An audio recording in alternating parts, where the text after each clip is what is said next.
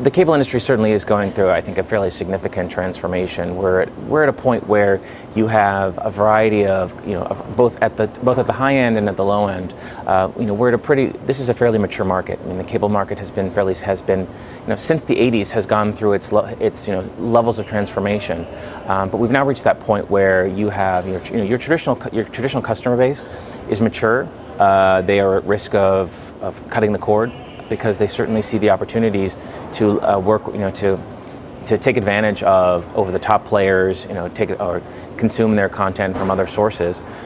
So you can imagine that from a residential side, the cable providers are certainly looking for ways to keep those customers loyal.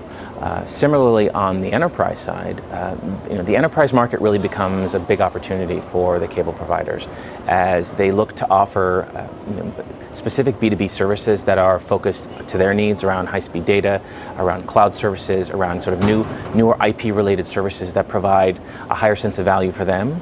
And it gets into a whole variety of new business opportunities, which at the same time also requires the extension of a lot of the core technology they have to support those services. So from an order to cash perspective, you're moving from kind of your traditional, your residential cable, billing types of functions to more enterprise billing related functions. The importance of ensuring that your product catalog is unified so that you have a single view of all the products and services that you're trying to offer to both a residential customer or to a business customer.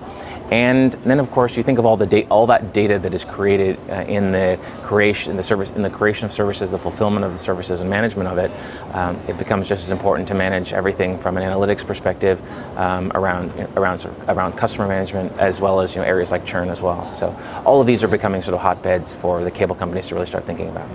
Being able to deliver a successful customer experience comes from the ability to offer the right services to the right customers at the right time, deliver the right price points, address their issues from a customer care perspective, make sure that all of those customer care issues are addressed, be proactive where possible, and I think that's something that from Netcracker's perspective, something that we're really working with our customers to help them on all aspects of that. So whether it's supporting them from a billing and customer care perspective, or whether it's helping them build out their whole customer experience management type of strategy around the ability to take advantage of augmented reality types of visual reality capabilities to support customer care. So you can eliminate truck rolls and cut costs that way, or by using the right kinds of tools to make sure that you're delivering the right level of service to the right customers at the right time.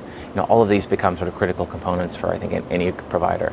And then similarly on the business side, the B2B customers are clearly where the revenue growth is going to come from. So again, it's making sure that you have your product catalog is aligned around the services that your business customers are looking for. You've got the ability to support the right kinds of usage-based billing and rating metrics for those kinds of business services, and also thinking about beyond high-speed data. Do those business services extend into areas like security and automation and cloud services? So we see a lot of our customers looking at areas like infrastructure as a service or backup as a service as part of that business portfolio. So these become new services that become billable services and part of a new revenue stream for a lot of these providers.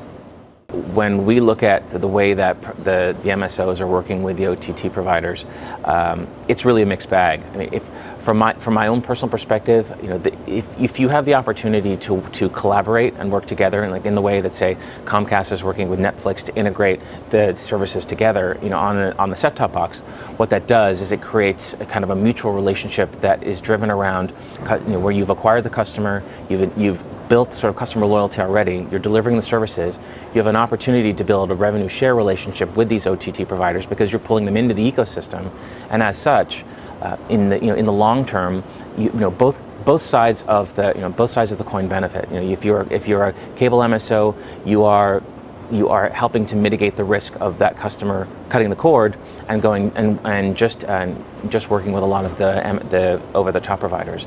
If you're a smaller content provider and you have the ability to access this broad customer base in a short period of time and really increase your subscriber viewership, that clearly is a benefit as well. So from our perspective, we certainly are we're willing to support customers either way, but I think from the perspective of what's the most beneficial for both types of providers, if you are going to deliver a truly rich customer experience to your end customers, by creating more value, at the set-top box, at the endpoint, at the iPad, or whatever that screen may be, in these multi-screen environments we see today, I think that generally benefits. That if it benefits the customer, it's going to benefit the provider from a loyalty perspective and hopefully from a churn reduction perspective as well. And I think with the whole sort of communications industry is in this state of transformation right now, and that includes the cable providers.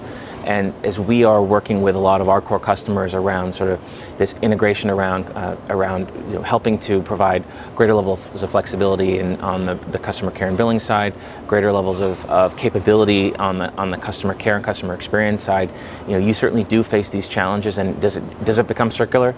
I mean, this is one of these aspects of the industry where there is always going to be these inflection points where an industry is forced to adapt. And I think this is actually a good example of one of those where you get to this point where do you want to bifurcate your services in a direction that may initially seem like giving you a competitive advantage, or do you think more about let's think more holistically about how to deliver a broader range of capabilities to the customer and use that as a way to try and again build trust, build loyalty, drive revenue, particularly at a time when you do have, you have a lot of customers that are still very price sensitive. The more value you provide, the more likely you are to be able to extract more revenue from them too.